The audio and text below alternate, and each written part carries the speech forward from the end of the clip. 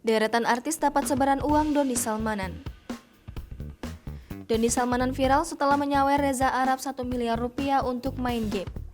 Dari situ, sosoknya jadi sorotan dan dikenal sebagai Crazy Rich Bandung. Nama Doni Salmanan langsung trending setelah nyawer Reza Arab. Kala itu, Doni Salmanan mengaku sedang gabut dan kebetulan menonton live YouTube Reza Arab. Kejadian ini bermula saat Reza Arab yang sedang live streaming game Ragnarok 10 di channel YouTube miliknya. Seketika itu pula, sang YouTuber langsung kaget saat mendapatkan donasi sebesar 1 miliar rupiah dari Doni Salmanan. Reza Arab yang langsung memberikan ungkapannya di Twitter miliknya.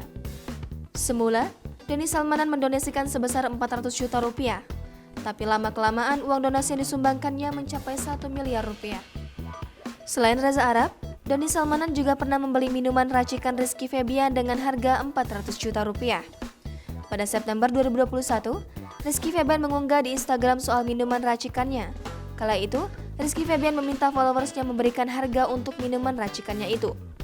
Rizky Febian dalam unggahannya menceritakan minuman racikannya ada yang menawar sampai 20 juta rupiah. Sampai akhirnya, Doni Salmanan mematok harga 400 juta rupiah dan membuat Rizky Febian tak menyangka. Tak main-main, Doni Salmanan langsung mentransfer uang tersebut.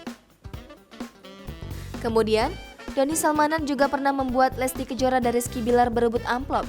Saat kondangan, Doni Salmanan memberikan amplop tebal kepada Rizky Bilar. Penasaran dengan isinya, Lesti dan Rizky Bilar mengintip isi amplop dari Doni Salmanan. Saat melihat isinya, membuat Lesti Kejora dan Rizky Bilar berebut.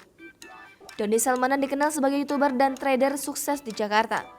Tak hanya itu, Doni Salmanan juga merupakan CEO Salmanan Group.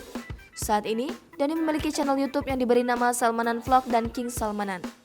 Dua channel YouTube miliknya ini memiliki pengikut yang tidak sedikit. Ada 545.000 dan juga 480 pengikut dalam masing-masing channel YouTube miliknya.